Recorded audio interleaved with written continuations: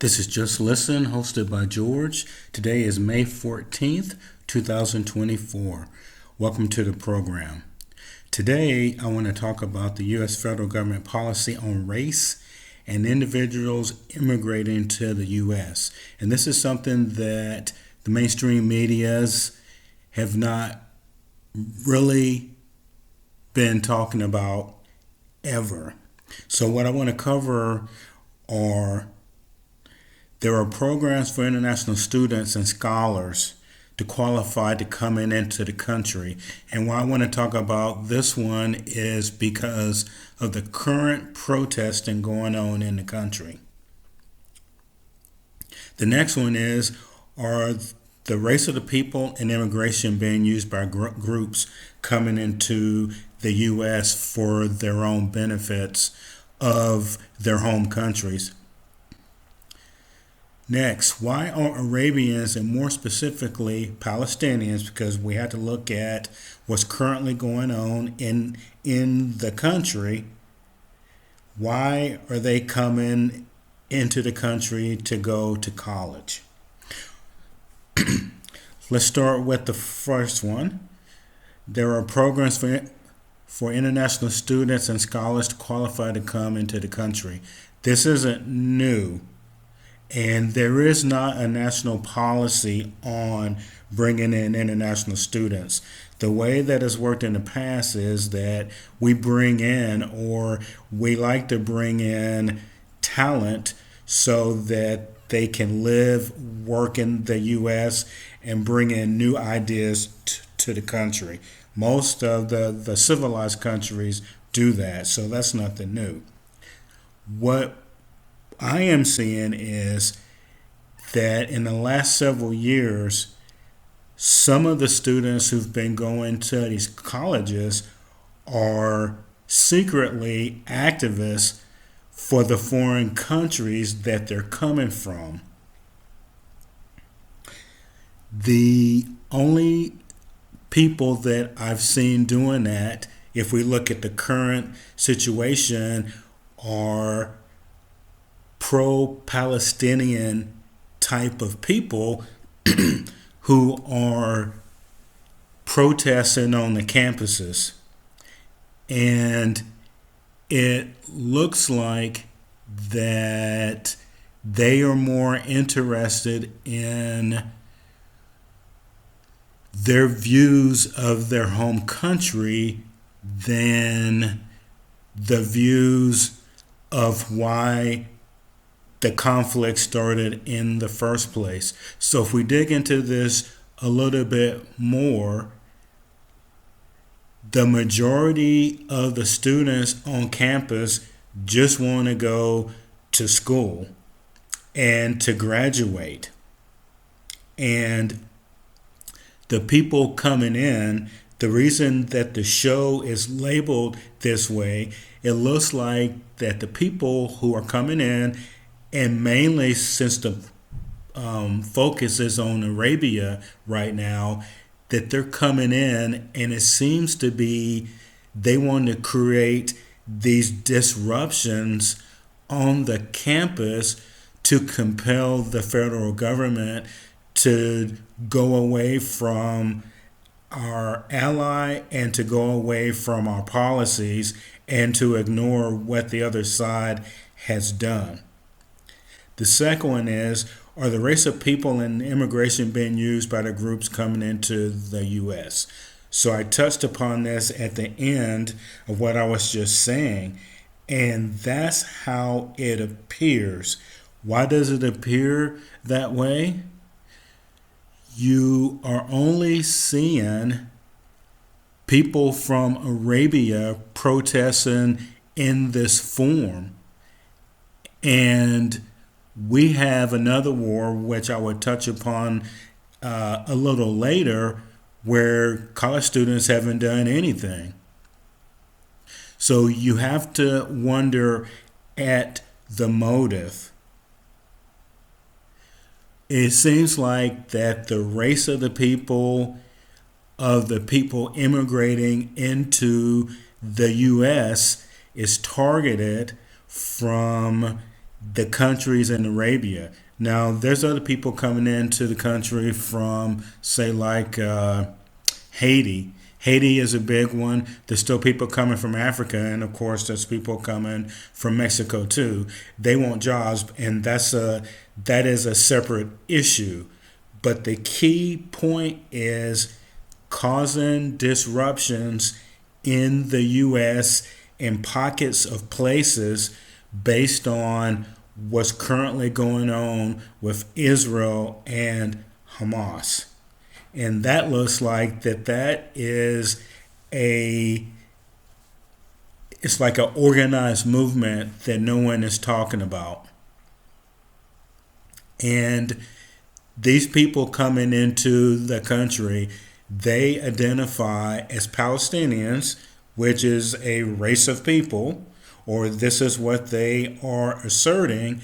And when they're coming in, they are taking the position of the country that they came out of to come to the U.S. either for education or to live and to work.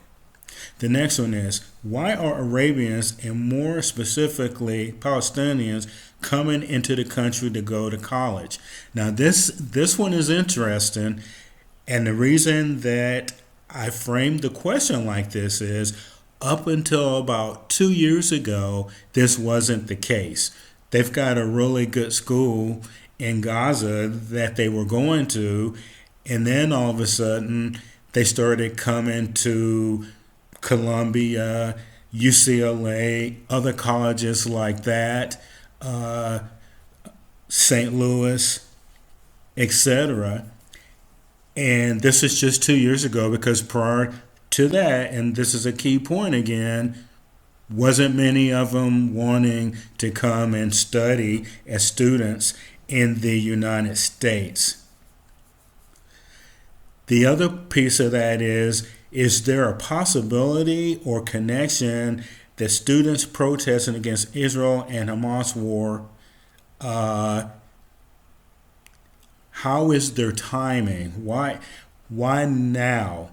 Because is it because the Palestinians Hamas is losing the war?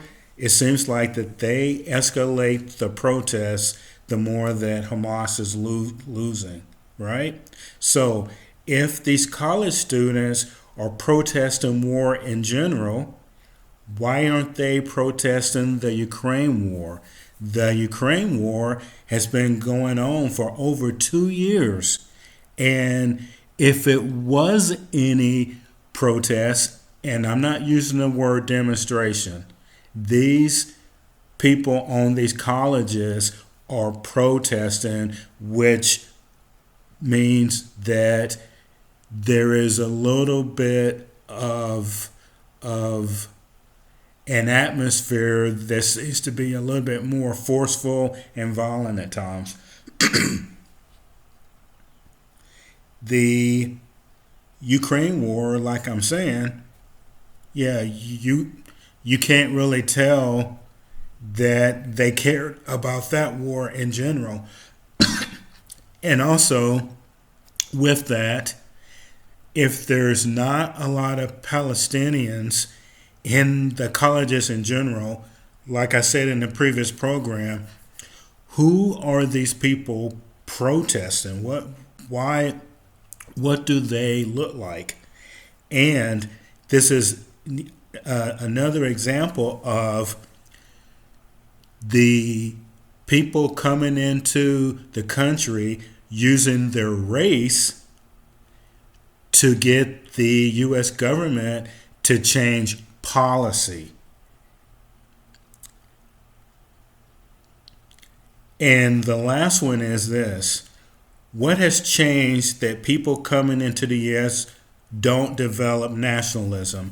And this is the most important concept that I want to say. People immigrate to other countries, not just the U.S. There are a lot more people coming into the U.S. for various reasons that I've said in other podcasts, where they get help more immediately, were least likely to make them leave the country, etc. What keeps happening is, and I think while other countries have so stricter laws on immigration, is because people come into the country and they seem to want to talk about their race and how the U.S. has policies that hurt their country. If you look at the current conflict in the Israel-Hamas war, this is very clear. And that's why I said that we had activists, because it seems like that it doesn't matter what the facts are. The people immigrating here come over here and immediately play the race politics of saying, well, you just don't like us, or saying, hey, it doesn't matter how it started or what the other side has done, meaning Hamas in this case. We need to protect the people. And yes, nobody loves war in the U.S. We have to look at the facts and the data to form an opinion, in my view, to even protest. And the other part of that, the most important part of it, is nationalism. Why is it that people are coming into our country? And I talked about specifically the Arabians and specifically the Palestinians right now, and they don't want to see our point of view. Then if they live and work in the country, before you know it, they are against us. And nationalism is identifying with the country. And for the last 100 years, as I stated previously, people have been immigrating into the U.S. And after a while, they become citizens, and then they identify with the country that they migrated to. But now, and I would say in the last 40 years especially, people are immigrating and they still identify by race when they come into the country, and they're not really taking American nationalism.